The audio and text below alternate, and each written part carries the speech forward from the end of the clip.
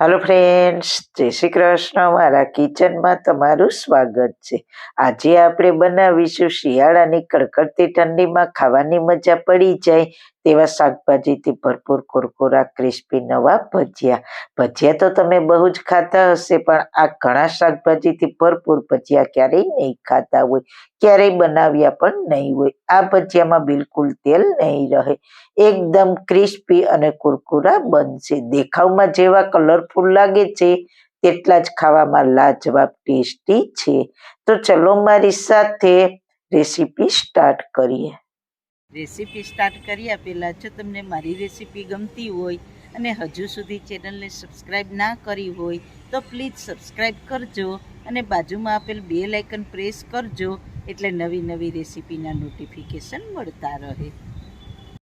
વાળના તમામ પ્રકારના પ્રોબ્લેમ સોલ્વ કરતું આયુર્વેદિક તેલ જે અમે લોકો ઘરે જાતે તૈયાર કરીએ છીએ, કોઈ કેમિકલ્સના ઉપયોગ વગર, બિલકુલ નેચરલ છે। ઘણી આયુર્વેદિક જડીબુટી ભેગી કરી આ આયુર્વેદિક તેલ તૈયાર કરવામાં આવે છે। જો તમારે ખરીદવું હોય તો તેના ઓર્ડર અમે લઈએ છીએ। ઓર્ડર કન્ફર્મ કરવા માટે વોટ્સએપ નંબર સ્ક્રીન ઉપર જોઈ શકો છો। જો તમારે આ તેલનો પૂરો વિડીયો જોવો હોય તો તમને આ ચેનલ પર મળી જશે અને ડિસ્ક્રિપ્શન બોક્સમાં લિંક પણ મૂકેલી છે। સૌથી પહેલા સુપર ટેસ્ટી રેસીપી બનાવવા માટે પહેલા આપણે એક બટેટાની છાલ ઉતારીને તેને ખમણી વડે છીણી લઈએ। થોડું જાડું અને મોટું ખમણ થાય તે રીતના ખમણવાનું, એટલે આપણે ભજીયા બિલકુલ તેલ નહીં પીવે। બટેટા ભજીયામાં ખૂબ જ ટેસ્ટી લાગે છે। તમે ક્યારેય ટ્રાય ના કરી હોય તો જરૂર એકવાર ટ્રાય કરજો। છીણેલા બટેટાને એક બાઉલમાં લઈ લઈએ। આપણે લઈશું એક કાચી મકાઈ, તો તેના મેં 2 ભાગ કર્યા છે। અડધા ભાગમાંથી મેં દાણા કાઢ્યા છે। અડધી મકાઈને આપણે ખમણી વડે છીણી લઈએ। છીણવાથી ભજીયાનું સારું બાઇડિંગ આવશે, સાથે સાથે ટેસ્ટ પણ સરસ આવશે। તો છીણેલી મકાઈ અડધી અને અડધી મકાઈના દાણાને બાઉલમાં એડ કરીશું। હવે આપણે બાકીના શાકભાજી એડ કરીશું। તો ડુંગળીને લાંબી કતરણમાં સમારીને લીધી છે, કોબીને પણ લાંબી કતરણમાં સમારીને લીધી છે, ગાજરને પણ છીણીને લીધું છે, ફ્લાવરને પણ બારીક સમારીને લીધું છે, રીંગણને પણ એકદમ બારીક સમારીને લીધું છે। રીંગણના ભજીયાની રેસીપી મેં આગળ મારી ચેનલ પર શેર કરેલી છે, તેની લિંક ડિસ્ક્રિપ્શન બોક્સમાં મૂકેલી છે।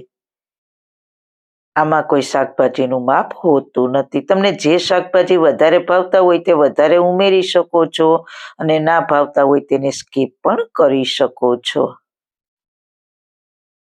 3 મરચાંને બારીક સમારીને લીધા છે, 1 ઇંચ આદુના ટુકડાનું છીણ લીધું છે, અડધો કપ જેટલા ફ્રેશ ધાણા ભાજી, અડધો કપ જેટલા પાલકને સમારીને લીધું છે। હવે તેમાં 2 ચમચી લીંબુનો રસ, સ્વાદ અનુસાર મીઠું અને 1 ટીસ્પૂન અજમાને હાથમાં ચોળીને નાખીશું। 1/4 ટીસ્પૂન હિંગ, 1/4 ટીસ્પૂન હળદર પાવડર। હવે છેલ્લે લાલ મરચું પાવડરની જગ્યાએ 1 ટીસ્પૂન ચીલી ફ્લેક્સ, 1 ટીસ્પૂન અધકચરા વાટેલા મરી, 1 ટીસ્પૂન અધકચરા વાટેલા ધાણા લઈશું। બધી જ સામગ્રીને સારી રીતના મિક્સ કરી દઈએ। આપણે મીઠું ઉમેર્યું છે એટલે શાકભાજીમાં મિક્સ થઈને પાણી છૂટું પડશે, એટલે તેમાં જેટલો લોટ સમાય તેટલો લોટ આપણે નાખીશું। બહુ વધારે પડતો નહીં, બાઇડિંગ પૂરતો જ નાખવાનો છે। અત્યારે આપણે અડધો કપ ચણાનો લોટ અને 2 ટેબલ સ્પૂન ચોખાનો લોટ ઉમેરીશું, પછી જરૂર પડશે તો વધારે ઉમેરીશું। હાથથી સારી રીતના મિક્સ કરીશું। આમાં આપણે શાકભાજીનું પ્રમાણ વધારે રાખવાનું છે, લોટ માત્ર ભજીયાને બાઇડિંગ આવે એટલો જ આપણે ઉમેરીશું। બિલકુલ તેલ વગરના આપણા ભજીયા બનશે, એકદમ કુરકુરા અને ક્રિસ્પી બનશે। હજુ મારે થોડા લોટની જરૂર પડશે તો અડધો કપ ચણાનો લોટ અને 1 ટેબલ સ્પૂન ચોખાનો લોટ નાખીશું। ફરી સારી રીતના મિક્સ કરી લઈએ। બસ આ રીતના ભજીયાનો શેપ આવે તેવું બેટર બનાવવાનું છે. તો ભજીયા તળવા માટે મેં પહેલા તેલ ગરમ મૂકી દીધું છે. તેલ ગરમ થઈ ગયું છે તો બેટરમાંથી થોડું બેટર લઈને ભજીયા ગરમ તેલમાં મૂકતા જઈએ. તમે નાના કે મોટા તમને પસંદ હોય તે પ્રમાણે ભજીયા બનાવવા. તેલ સારી રીતના ગરમ થઈ જાય પછી ભજીયા તેલમાં નાખીએ એટલે ગેસની ફ્લેમ મીડિયમ હાઈ સાઈડ રાખવી. તો સ્લો કે મીડિયમ નહીં, મીડિયમથી થોડી ઉપર સાઈડ મેં ફ્લેમ રાખી છે.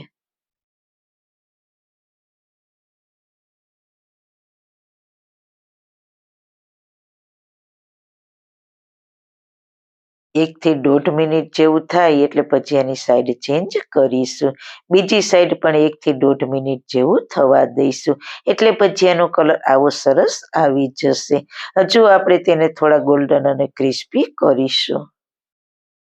તમે જોઈ શકો છો મિક્સ વેજીટેબલને લીધે ભજીયા આપણા દેખાવે એકદમ સરસ કલરફુલ બન્યા છે અને ખાવામાં તો લાજવાબ બન્યા છે. એકદમ ક્રિસ્પી ભજીયા તળાઈ ગયા છે. તો તેને કિચન પેપર પર લઈ લઈએ. આ રીતના આપણે બીજા ભજીયાને પણ તળી લઈએ.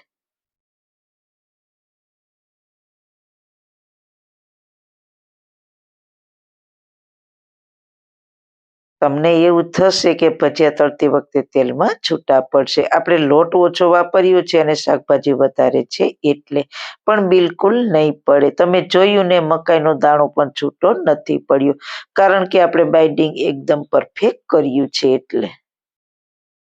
તો છે ને એકદમ કલરફુલ, જોતા જ ખાવાનું મન થઈ જાય તેવા તો આપણે ક્રિસ્પી અને કુરકુરા ભજીયા તૈયાર છે.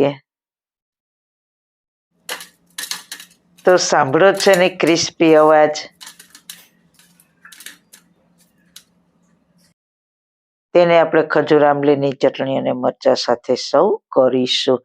આ ભજીયા તમે બનાવશો ને પછી 1 કલાક પછી ખાશો તો પણ ક્રિસ્પી જ હશે.